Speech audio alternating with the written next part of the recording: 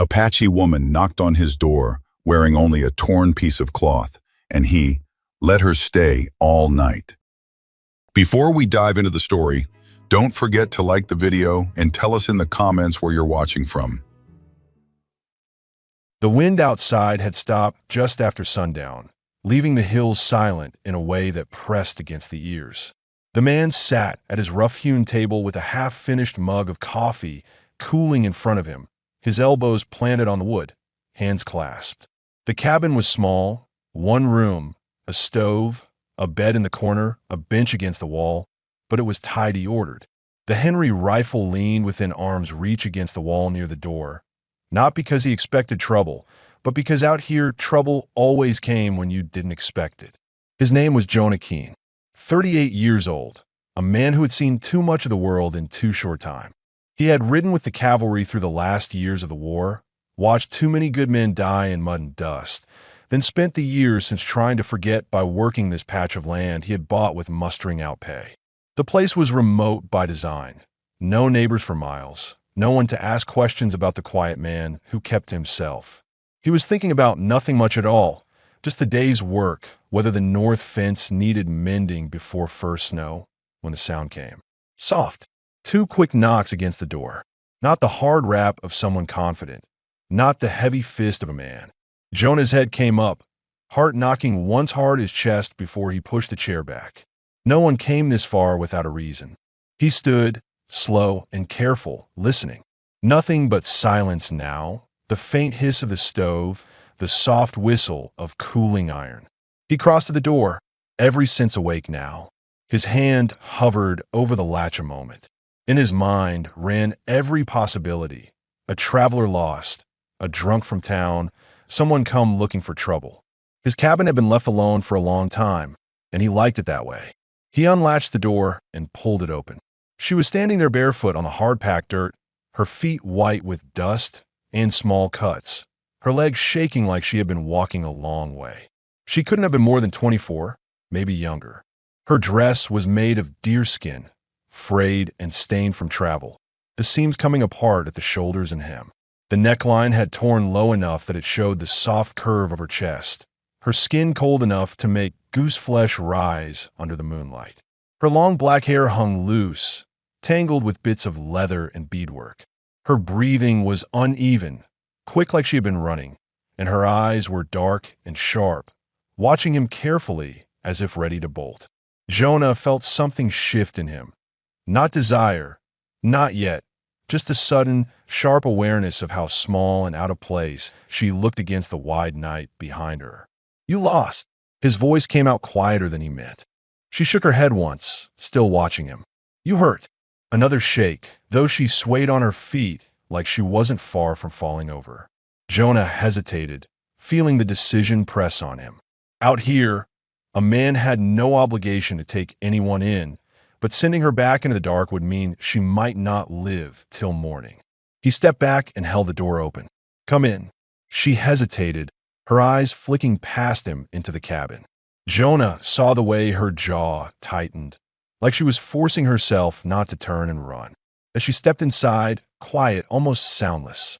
The heat from the stove met her first, and she stood still, close to the fire but not touching anything. Jonah shut the door, feeling the cold cut off behind him. He turned back.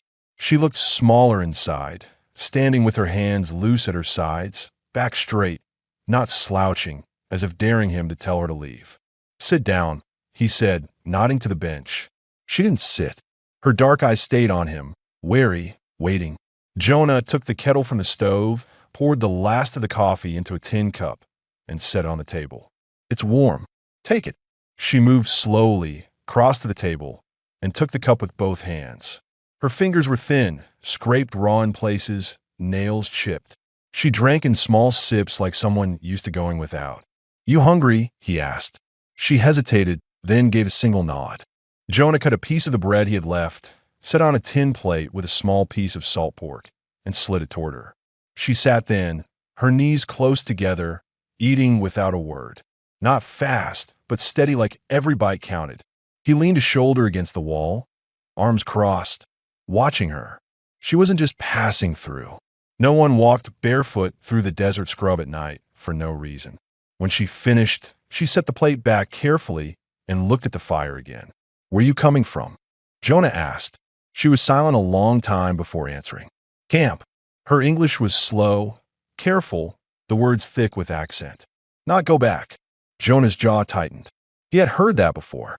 Women driven out for refusing a man or for fighting back. Sometimes for nothing more than being in the wrong place at the wrong time. "You can stay the night," he said finally. Her eyes flicked to him, searching, then back to the fire. She nodded once. Jonah fetched a wool blanket from the foot of the bed and set it near her on the bench. She didn't thank him, but she wrapped it around her shoulders. For a long time, neither spoke. The fire crackled and the night pressed close against the walls. Jonah sat at the table again, watching her from the corner of his eye, the way her shoulders finally loosened as the heat got to her. He felt something unfamiliar then, not pity, not exactly, more like a cautious sense of purpose. He had not had anyone under his roof in months. This woman, whoever she was, had just made his cabin feel less like a place he was hiding and more like a place that might matter.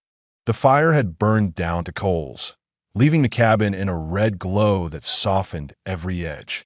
Jonah stayed at the table a long while, hands clasped, elbows resting on the wood, watching her from the corner of his eye as she sat with the blanket tight around her shoulders. She hadn't moved since finishing her meal.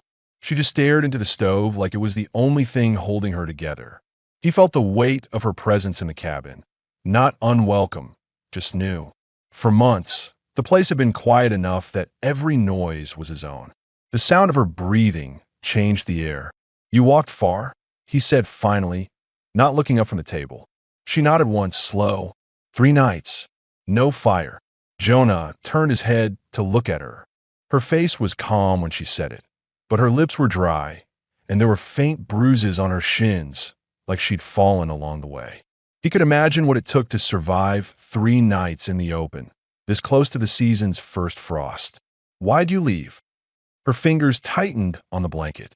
For a long time, she said nothing, and Jonah started to think she wasn't going to answer. Then she spoke, quiet but clear. "They say I take knife to man."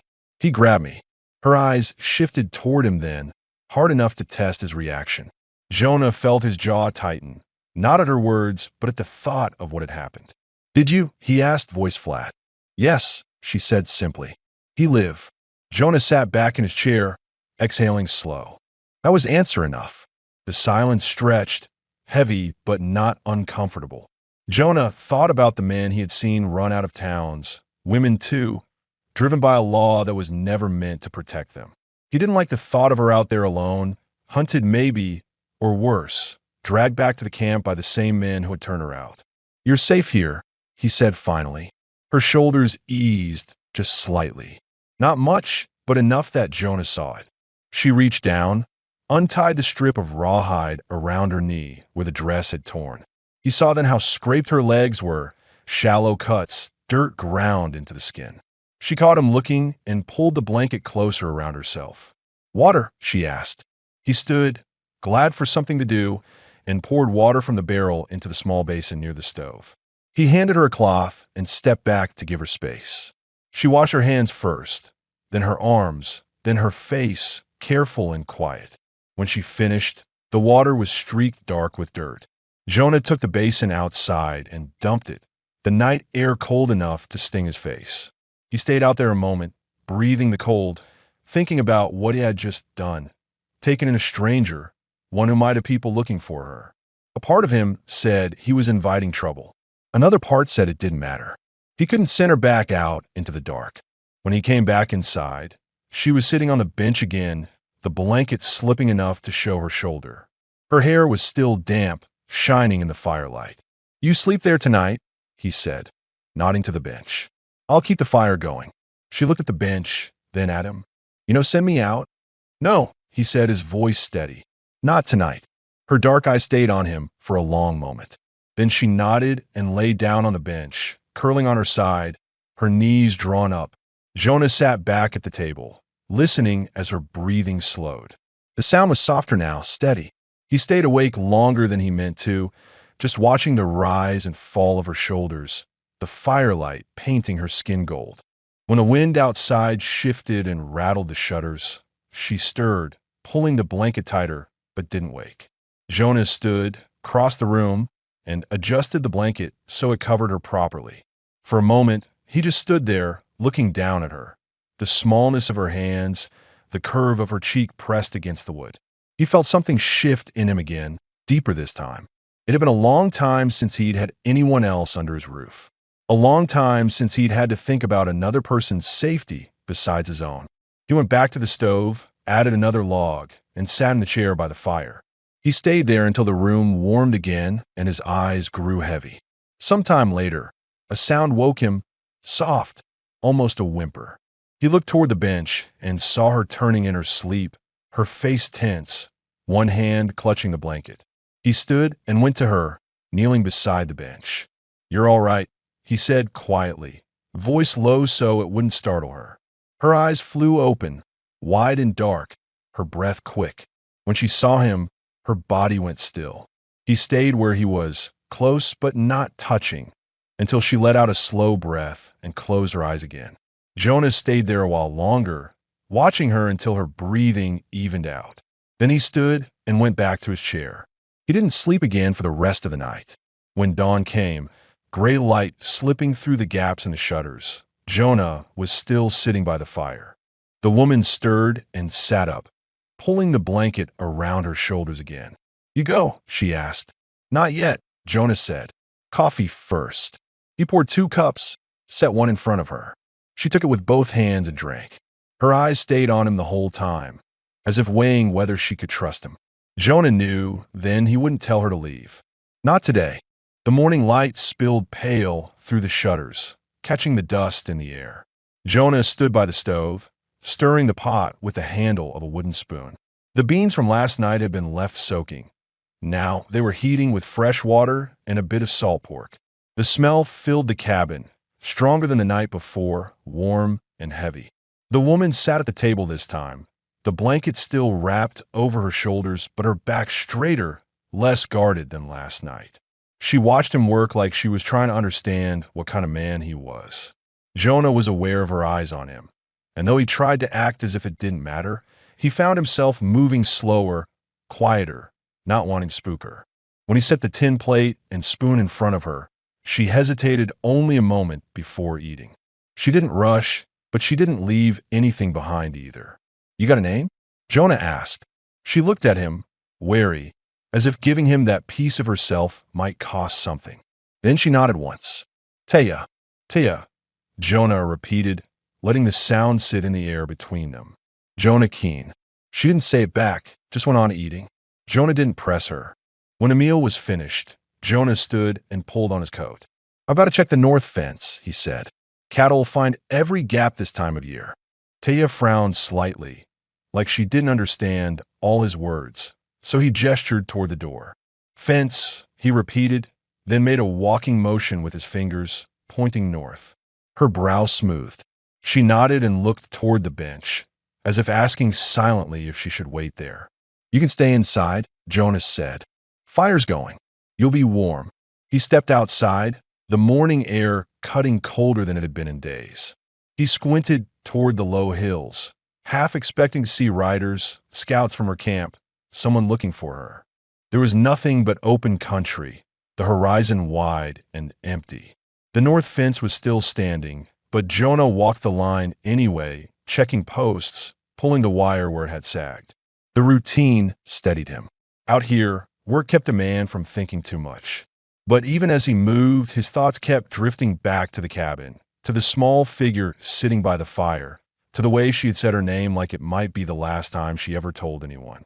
By the time he came back, the sun was higher, the air warming just enough to take the edge off the frost. He stopped short when he saw her outside. Taya was crouched near the woodpile, her blanket set aside, the deerskin dress hanging loose on her shoulders as she tried to stack pieces of kindling. Jonah walked over slowly. "Didn't say you had to do that." She looked up at him, then back to the wood. "I help," she said simply. Jonah crouched down beside her and showed her the way he cut the kindling finer with the hatchet, short, steady blows. She watched, then tried herself, her grip awkward but determined. The hatchet blade bit into the wood, splitting it unevenly, but she kept going until she had a neat little pile beside her. Jonah said nothing, but something in his chest loosened. There was a strange comfort in having someone else moving around the yard, even if she was quiet. Later, he filled the bucket from the well, carried it inside, and found her sweeping the cabin floor with the short broom. She had taken on herself, her face calm, not asking permission. Jonah stood there a moment, watching her bent figure, the fringe of her dress swinging as she worked. "You don't have to do all that," he said finally. Taya straightened, looking at him with an expression he couldn't read at first. I work," she said. Jonah nodded slowly. That was fair. Out here, everyone pulled their weight or things didn't get done. By mid-afternoon, the cabin smelled of fresh wood smoke and the floor was clean. Jonah fixed a simple meal, and they ate together, still mostly in silence. Every so often she would glance toward the door, her expression tightening as if expecting someone to appear. "Anyone looking for you?" Jonah asked when the silence stretched too long. Taya's hands stilled on her plate. Her jaw worked before she answered. "Maybe, but I not go back." Jonah studied her a long moment. "If they come here, I'll deal with it." Her eyes flicked up to his, searching for any sign that he didn't mean it. Whatever she saw there must have been enough, because she gave a single nod and went back to eating. As the sun dropped low, Jonah went outside to bring him more wood. When he came back, she was standing by the fire, hair loose around her shoulders, warming her hands. The blanket had slipped enough to reveal the neckline of her dress, the curve of her collarbone catching the firelight. Jonah set the wood down harder than he meant to and turned away, busying himself with the stove. When night came, Jonah added more wood to the fire so the room would stay warm. Taya sat on the bench again, legs tucked under her, watching him from under her lashes. "You stay tomorrow?" Jonah asked, not sure why he said it. Her face stayed unreadable for a moment, then softened just slightly. "If you let me." Jonah nodded once. "Then stay." That was the last thing either of them said. She lay down on the bench and turned toward the fire. Jonah sat back in his chair, listening as the wind picked up outside. And for the first time in a long time, he didn't feel like the cabin was empty. Night came down fast, the kind that turns the cabin into an island of light against the dark. The fire was burning steady, filling the room with a warm glow. Jonah sat at the table, cleaning his rifle with slow, practiced movements, running the cloth through the barrel, wiping down the stock. The habit calmed him. It gave his hands something to do, kept his thoughts from circling too hard around the woman lying on the bench across the room. Taya had pulled the blanket over herself, but hadn't fallen asleep yet. She lay on her side, facing the fire, her dark hair spilling down, the line of her bare shoulder catching the light where the deerskin had slipped. She didn't seem to notice, or maybe she didn't care. Jonah noticed. He kept his head down, running the cloth through the barrel again, but every now and then his eyes drifted toward her. He hadn't planned on her being here more than one night. The plan had been simple. Feed her, let her rest, send her on her way come morning. But now the morning had come and gone, and she was still here, sweeping his floor, cutting kindling, moving around like she belonged. Jonah reassembled the rifle and set it aside. The fire cracked, filling the silence between them. "You're sure no one followed you?" he asked after a long while. Taya opened her eyes, turning her head just enough to look at him. "No one," she said, voice quiet. "I walk far. No track." Jonah nodded, though he wasn't sure if that eased his mind or not. "If anyone does come looking, you tell me before they get here." Her brow furrowed, like she wasn't used to anyone asking her to trust them. After a moment, she nodded. "I tell." Jonah sat back in his chair, stretching his legs toward the fire. "You planning to keep moving after this?" Her face tightened at the question. "No place to go," she said after a moment. "If I go back, they beat me. Maybe worse." Jonah felt his jaw set at that. He'd seen enough of the world to know she wasn't lying. "Then stay," he said simply. She blinked like she hadn't expected him to offer. "You let me. As long as you work," Jonah said. "And as long as you want to." There was a long pause. Then she nodded once, her face softening just a little before she turned back toward the fire. Jonah put another log on the fire, the sudden flare of sparks lighting her profile. He sat back down, feeling the weight of the decision settle on him. He had been alone so long that part of him wasn't sure what to do with another person in his space, especially someone like her, young, proud, watching him like she was waiting to see if he'd break her trust. After a while, her breathing grew slower, and Jonah thought she'd fallen asleep. But then she stirred and sat up, the blanket sliding off her shoulders.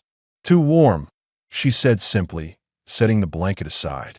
Jonah's eyes moved over her before he could stop himself. The deerskin dress hung loose, the neckline open enough to show the line of her collarbone, a faint bruise on her upper arm. He turned his gaze back to the fire quickly, guilt settling hard in his chest. "Who hurt you?" he asked quietly. She didn't answer at first. Then, in a voice flat and low, she said, "Man from camp. The one I cut." Jonah's hands curled into fists on the table. He didn't press her for more, didn't ask how bad it had been. He just nodded once. "He won't touch you here." Something in her expression shifted then, like a wall lowering a fraction. "You mean it?" "I mean it." She looked at him a long moment, her dark eyes catching the firelight before lying back down. This time she faced him instead of the fire. Jonah stayed at the table a little longer, but he couldn't focus on anything now. The room felt warmer than it had all night. Finally, he stood, stoked the fire, and set the rifle back against the wall. When he turned, she was still watching him, her face unreadable in the half-light. "Why you live alone?" she asked suddenly. The question hit harder than he expected. He hadn't told anyone in years, but there was no one else to hear it now. "My wife died," he said after a moment, the words rough in his throat. "Years back. Didn't want to be around people after that." Taya's gaze softened. "You still love her?" Jonah swallowed, then nodded once. "Yeah." She turned her head toward the fire again. "Then you good man." He didn't know what to say to that, so he just sat back down, letting the silence settle again. After a long while, her breathing evened out, her face relaxing as she drifted into sleep.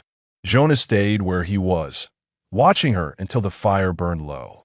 He wasn't sure when he dozed off, but sometime in the night, a sound woke him, soft, quick, like a breath caught in fear. He looked over to see her turning in her sleep, her hand clutching the edge of the bench. Jonah rose, crossed the room, and crouched beside her. "It's all right," he said, voice low. Her eyes opened, wide and disoriented. She flinched at first, then stilled when she saw it was him. Jonah didn't move, letting her see he wasn't a threat. Slowly, her breathing calmed, and she let go of the bench. "You safe?" Jonah said quietly. She nodded once, then lay back down. Jonah stayed crouched there for a moment longer, then stood and went back to his chair. He didn't sleep for the rest of the night. When morning came, he added more wood to the stove and started another pot of coffee. For the first time in months, the cabin didn't feel empty when the sun came up. The next morning broke clear and cold, frost silvering the grass outside the cabin. Jonah had been up since before first light, checking the fire, putting on coffee, moving around quieter than usual. Taya stirred on the bench when the smell of the beans reached her. She sat up, pulling the blanket tighter around her shoulders, her hair mussed from sleep but her eyes alert, watching him as if to make sure he was still there. "You sleep?" Jonah asked without turning from the stove. She nodded once. "Better." That single word made something settle in Jonah's chest. He set the tin plate in front of her and sat across from her with his own. They ate in silence, but it was a comfortable one. After breakfast, Jonah shrugged into his coat. "Got work to do out back." "Splitting wood." Taya rose too, setting the plate aside. "I help." Jonah hesitated, then nodded. "All right, but keep your feet clear. That axe'll take your toes off if you're not careful." Outside, the air bit cold enough to sting the lungs. Jonah set a log upright on the chopping block and brought the axe down with a solid, clean swing. Taya stood nearby, her arms folded, blanket over her shoulders, watching intently. When he split a dozen logs, she stepped forward, kneeling to stack them in neat rows. It became a rhythm, Jonah splitting, Taya stacking. When the blanket slipped, She let it fall and worked bare-shouldered, her deerskin dress brushing against her knees as she bent and straightened. Jonah caught himself watching her more than once, then forced his focus back to the axe. Around mid-morning, Jonah stopped, resting the axe head on the block. "That'll do for today." Taya wiped her hands on her dress, straightened, and looked toward the distant line of hills. There was something in her face, a flicker of unease. "What is it?" Jonah asked, his voice sharpening slightly. She shook her head at first, then pointed toward the horizon. "Riders." Jonah turned, squinting. At first he saw nothing, then the faint movement of dust. 2, maybe 3 figures riding slow. His jaw tightened. "Inside," he said, already reaching for the rifle leaning against the cabin wall. Taya obeyed without a word, slipping inside. Jonah stood by the woodpile, rifle held loose but ready, waiting as the riders drew closer. When they were close enough to make out, Jonah saw 2 men he didn't recognize, rough-looking, with dust-caked coats and rifles in their saddle scabbards. They pulled up short near the yard. "Morning," one called, tipping his hat. "Morning," Jonah said flatly. "Looking for a girl came this way," the man said. "Apache girl. Young. You seen her?" Jonah didn't move. "Can't say I have." The man's eyes slid toward the cabin. "Mind if we look around?" "I do mind." Jonah's voice stayed even, but his grip on the rifle tightened. The second man frowned. "Ain't looking for trouble, mister. Just need to take her back." Jonah stepped forward until he stood between them and the cabin door. "She's not here," he said, his tone hardening. "You've asked. Now you can ride." The first man's jaw tightened. For a moment, Jonah thought he might push it, but then he glanced at the rifle and thought better of it. "Fine," the man said finally, turning his horse. "If you see her, tell her folks are looking." They rode off slow, throwing glances back over their shoulders. Jonah didn't lower the rifle until the dust trail disappeared into the distance. When he stepped back inside, Taya was standing near the fire, her hands clenched. "They come back," she said, more statement than question. "Maybe," Jonah admitted, "but they won't take you from here." She looked at him, her eyes searching his face. "Why?" Jonah shrugged, setting the rifle back in its place. "Because you're under my roof, and I don't give up what's mine to men like that." Something in her face changed then, relief maybe, but also something deeper. She moved toward him until she stood close enough he could see the firelight in her eyes. "You mean that?" she asked quietly. "I mean it," Jonah said. For a moment they just stood there, the room warm around them, the danger outside making the space between them feel even smaller. Taya reached up slowly, resting her hand against his chest. Jonah went very still, every muscle tight. She didn't say anything else, just let her hand rest there, then stepped back and sat on the bench again. Jonah exhaled slowly, the weight of the moment sinking in. He poured her a fresh cup of water, set it on the table, and sat down across from her. "You can stay," he said finally, his voice quiet but certain. "As long as you want." Her lips curved in the smallest hint of a smile. "Then I stay." They ate supper early that night, both of them quieter than usual.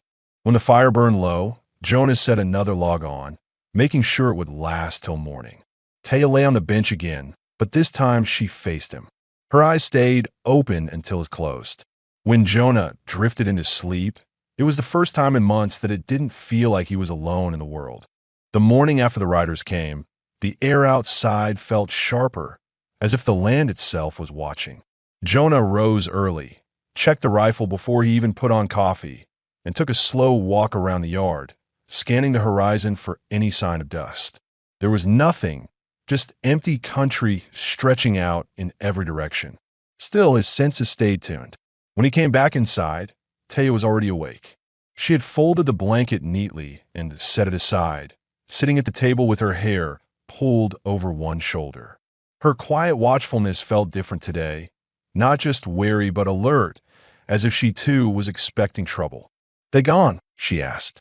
"For now," Jonah said, setting the rifle back against the wall. "Didn't see fresh tracks this morning." She nodded, her shoulders lowering a little. Jonah poured coffee into 2 tin cups and slid one toward her.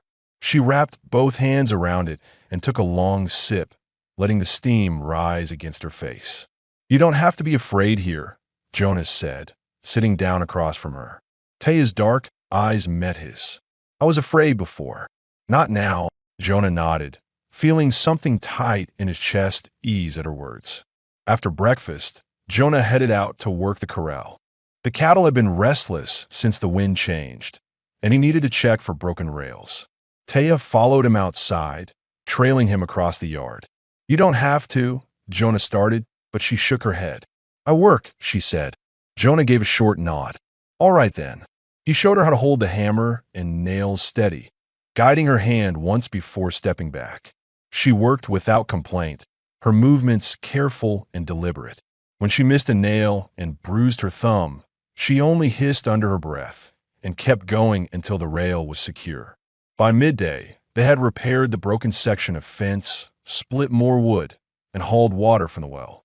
Jonah hadn't realized how much faster the work went with two sets of hands. For months, the routine had been quiet and lonely. Now there was someone handing him tools, stacking the wood he split, keeping pace beside him. When they came back inside, Jonah set the kettle on and glanced at her. Sweat had dampened her hair at the temples, and dirt smudged her arms and knees, but there was a calm pride on her face he hadn't seen before. You worked hard, he said simply. Her lips curved in the faintest smile. I stay, I work. Jonah nodded once, not trusting himself to say more. They ate together again, this time with less tension. Taya spoke a little more, telling him small pieces of herself, that she had two younger brothers, both gone now, and a father who had died 2 winters ago. Jonah listened without interrupting, his rough hands still on the table, letting her set the pace. When she fell quiet, he finally said, I fought in the war. Long time ago. Thought I'd seen the worst of people back then. Guess I hadn't. Taya looked at him, something like understanding in her gaze. You lose many? Too many, Jonas said simply. Men I knew since I was a boy. And my wife, after, got tired of burying people. Taya was silent a long moment before she reached across the table, her fingers brushing his wrist. Jonah didn't move, letting her touch settle there until she pulled her hand back. The afternoon passed in quiet work. Jonah repaired a broken hinge on the barn door while Taya brushed down the mare, her hands moving slow and sure through the horse's coat. Every so often, Jonah would glance over at her and feel a strange warmth in his chest, one he hadn't let himself feel in years. As evening came, the light turned gold, stretching shadows across the yard. Jonah stacked the last of the wood by the door, while Taya stood by the fence, watching the sky change color. When he came up beside her, she didn't step away. This place, she said softly, almost to herself. It feel quiet. That's why I came here, Jonas said. Quiet keeps a man from losing himself. Taya turned her head, her eyes meeting his. You lost. Jonah swallowed, feeling the weight of the question. Was, he said. Maybe not so much now. The fire was lit early that night. Taya sat cross-legged on the floor near the stove, mending a tear in her dress with a bit of thread Jonah had dug out of an old tin. Jonah sat at the table, whittling a small piece of wood down to nothing. The air felt easier, like the worst of the tension between them had burned off. When she finished, Taya stood and slipped the dress back on, smoothing it down over her hips. Jonah's eyes caught the way it fit her, the soft line of her waist, and he had to force himself to look back at the wood in his hands. You should take the bed tonight, he said suddenly. Taya blinked. And you? I'll take the bench, Jonas said. Been sleeping on it enough nights when the fire's low anyway. For a moment, she looked like she might refuse, but then she nodded once. All right. When she lay down later, Jonah kept his back to the fire, staring into the dark until her breathing evened out. The sound was soft, steady, and strangely comforting. For the first time since the war, Jonah let himself wonder what it might be like if she stayed for good. The next morning, Jonah woke on the bench with a crick in his neck and the pale winter sun already creeping through the shutters. For a moment, he thought the cabin was empty, but then he heard the quiet sound of movement near the stove. Taya was crouched there, stirring the pot with one hand, her dark hair falling over her shoulder. You're up early, Jonah said, sitting up and rubbing his neck. She looked over her shoulder at him. Fire low. I make hot. Jonah stood, crossing to check the pot. The beans were steaming gently, and the smell filled the cabin. You did good, he said simply. They ate together, both quieter than usual, but not uneasy. Jonah found himself watching her more than once, noting the way her hair caught the morning light, the curve of her cheek when she bent over her cup. She was still a stranger in many ways, but she no longer felt like someone passing through. After breakfast, Jonah put on his coat and took the rifle. I'm going to ride the east line, check for sign. Won't be long. I go, Taya said suddenly. Jonah hesitated. You sure? She nodded once, pulling the blanket tighter around her shoulders. I know hide now. Jonah studied her for a moment, then nodded. All right, stay close.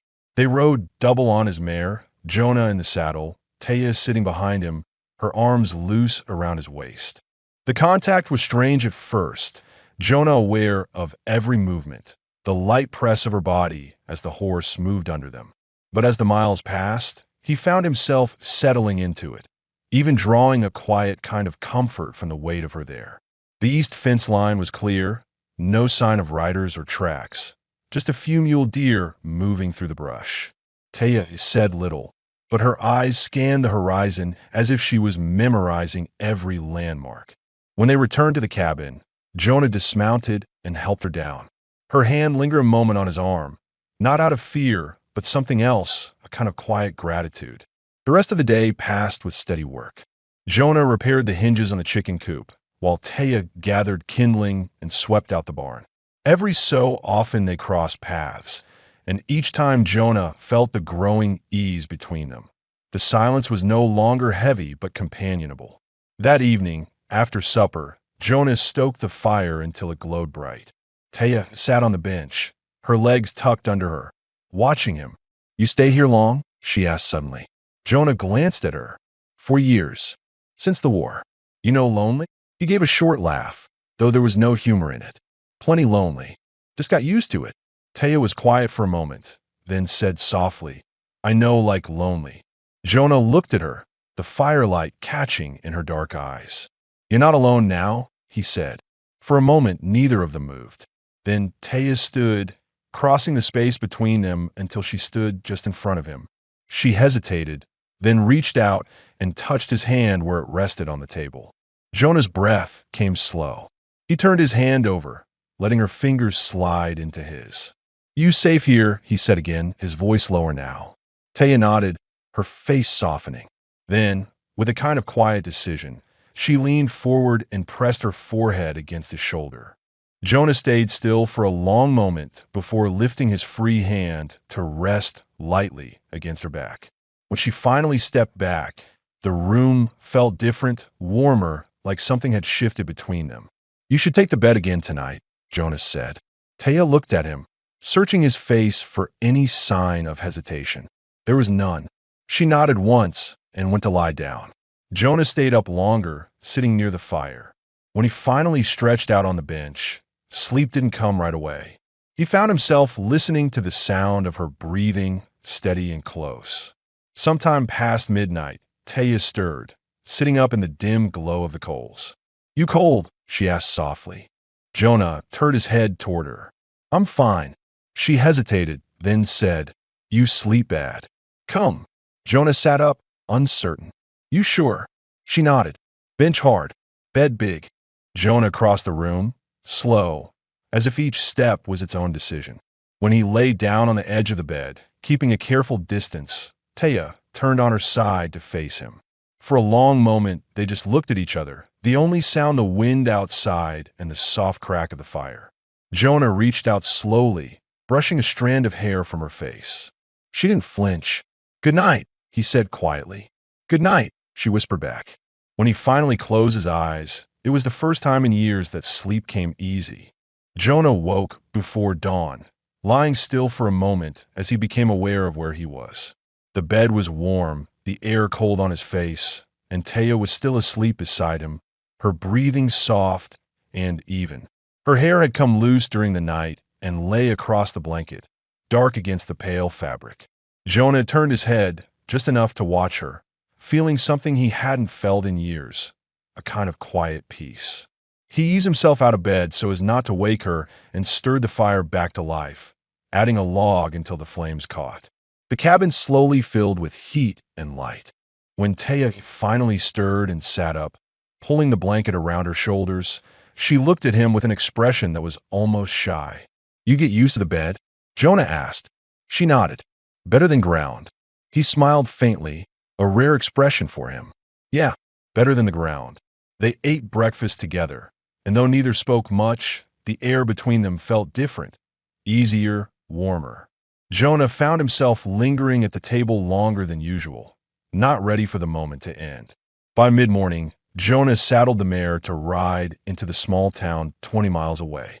Supplies were low, and after the visit from the two riders, he wanted to hear what talk there might be in town. "You stay here," he said, glancing toward Taya. "Safer that way." She hesitated, then nodded. "I wait." Jonah's trip took most of the day. When he reached the general store, he kept his ears open while he bought flour, coffee, and fresh rounds for the rifle. He overheard two men talking about trouble up near the reservation, a fight between some young men and traders, but nothing about anyone looking for a woman. He headed home before sundown, riding hard so he could make it back before dark. The cabin came into view just as the last light faded, smoke curling from the chimney. Relief loosened something in him he hadn't realized was tight. When he stepped inside, the cabin was warm and Taya was kneeling by the fire, stirring a pot. She looked up when he came in, and for a moment there was something in her face that looked almost like gladness. "You come back," she said softly. "Yeah," Jonas said, setting down the supplies. "No trouble in town. Looks like we're clear for now." She nodded, then rose and set a bowl in front of him. The beans were hot and well-seasoned, better than what he usually made. "You cook?" Jonah asked. She nodded. "You work. I make ready." Jonah took a bite, then another. "You did good," he said simply. That night, they sat close to the fire after supper, the cabin quiet except for the crackle of wood and the occasional gust of wind outside. Jonah sat on the bench, Taya on the floor near the stove, her knees drawn up. After a long stretch of silence, she looked at him. "You think they come back?" Jonah set his mug down. "Maybe, but if they do, they'll find I mean what I said." Taya was quiet a moment, then asked, "You always fight for people?" Jonah looked into the fire. "Not always, but when it matters, yeah." She considered that, then moved closer, sitting on the edge of the bench beside him. The nearness of her was enough to make Jonah feel the heat rise under his collar. "You don't have to be afraid of me," Jonas said quietly. "I'm not afraid," Taya said. She hesitated, then added, "I trust you." Jonah turned his head toward her. In the firelight, he saw something in her face that made him forget to breathe. Not just gratitude, but something deeper.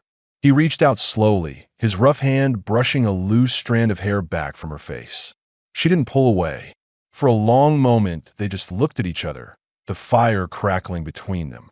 Then Jonah leaned in and kissed her. It wasn't hurried or rough, just steady and sure, his hand resting gently at the back of her neck. When he drew back, Taya's eyes stayed on his, calm and unafraid. "You okay?" he asked. She nodded once. "Yes." They didn't speak after that. Taya laid down on the bed, and Jonas sat by the fire until the flames died down. When he finally joined her, he lay closer than the night before. She didn't move away. Jonas stared at the ceiling for a long time, feeling the quiet weight of her breathing beside him. The thought came to him, unbidden but solid. He didn't want her to leave. Not tomorrow, not ever. For the first time since he had taken her in, he let himself picture a future that wasn't just him and the empty land. A future where she was still here, where the cabin wasn't so quiet. And as he finally closed his eyes, he knew that when morning came, he wouldn't just tell her she could stay. He would tell her he wanted her to. Jonah awoke to the smell of smoke from the morning fire and the sound of water boiling. For a second, he didn't remember where he was. Then he turned his head and saw Taya kneeling near the stove, her hair falling loose as she stirred the pot. The sight settled him in a way nothing else had in years. "You always wake before me now?" Jonah asked, his voice still rough with sleep. Taya glanced over her shoulder, the faintest smile touching her lips. I try. You work hard. I make ready. Jonah sat up and swung his legs over the side of the bed. You don't have to. I want, she said simply, and turned back to her task. Breakfast passed quiet but comfortable. The sound of the spoon against the tin plate the only noise. Jonah watched her as she moved, her steps sure, her hands steady. There was no trace of the frightened woman who had knocked on his door that first night. After they ate, Jonah stood and reached for his coat. I'm going to check the west pasture. Last of the fence needs looking at. I come, Taya said, standing. Jonah hesitated, then nodded. All right. They saddled the mare and rode out together. The sky was pale blue, the kind of clear that comes before snow. Taya sat behind him again, her arms around his waist, and Jonah felt that same steady warmth he'd felt the day before. When they reached the far end of the pasture, Jonah swung down and checked the posts. Taya stayed, mounted at first, scanning the horizon. No riders, she said after a moment. Jonah nodded. Haven't been for a few days now. When the work was done, they rode back slow. Jonah was quiet most of the way, thinking. The threat from the riders was gone, at least for now. Town talk said nothing about a search party, no bounty, no punishment waiting for her. He could tell she'd been waiting for him to tell her what came next. When they reached the cabin, Jonah dismounted and helped her down. Instead of leading the mare to the corral, he stayed there by the hitching post, his hand still on the reins. Taya, he said, turning toward her. She looked up, her face open but cautious. Yes. Jonah swallowed, then said what he'd been holding back. You don't have to leave. Not tomorrow. Not ever. This place is yours if you want it. Taya's brow furrowed, like she hadn't expected him to say it so plain. You want me here? Jonah nodded once. I do. It's been just me in this cabin a long time. Too long. You've made it different. Better. For a long moment, she just looked at him, the wind stirring her hair. Then she stepped closer, closing the space between them until she stood almost against his chest. I stay, she said quietly. With you. Jonah let out a slow breath he hadn't realized he'd been holding. Then, that settled. Inside, the fire was still going strong. Taya set her blanket aside and went to work tidying the table, but Jonah stopped her, his hand gentle on her arm. You don't have to work every minute, he said. Sit with me. She hesitated, then did as he asked, sitting close enough that their shoulders brushed. Jonah reached over and took her hand in his thumb brushing the back of her fingers. You scared that first night, Jonah said after a while, his voice low. I was too in my own way. Not of you, of letting someone close again. Taya turned her head toward him, her dark eyes steady. You not afraid now? Jonah shook his head. No, not anymore.